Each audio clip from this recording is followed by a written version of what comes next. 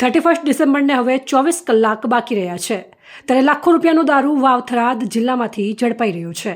Tharad police સ્ટેશનના જેતડા ગામની સીમમાંથી Alto ગાડીમાંથી દારૂની બોટલો, ટીયર, નગ 432 અન્ય મુદ્દામાલ મળી કુલ કિંમત ₹1,96,480નો મુદ્દામાલ પકડી પાડતી એસઓજી વાવ થરાદ।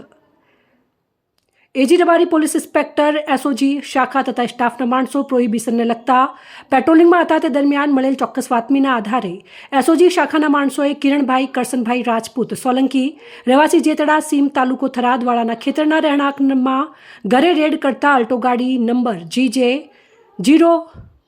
GEH 5160માંથી ભારતીય બનાવટનું વિદેશી દારૂની બોટલ નગ 432 કિંમત ₹96,480 તથા અલ્ટો ગાડી કિંમત ₹1,00,000 એમ કુલ કિંમત ₹1,96,480નો મુદ્દામાલ મળી આવતા કબજે કરી આરોપી કિરણભાઈ કરશનભાઈ રાજપૂત સોલંકી રહેવાસી જેતડા સીમ તાલુકો થરાદવાળા વિરુદ્ધ પ્રોહિબિશન એક્ટ મુજબ થરાદ પોલીસ સ્ટેશન ખાતે કાયદેસરની કાર્યવાહી કરવામાં આવેલ છે। આરોપી કિરણભાઈ કરશનભાઈ રાજપૂત સોલંકી રહેવાસી જેતડા તાલુકો થરાદ।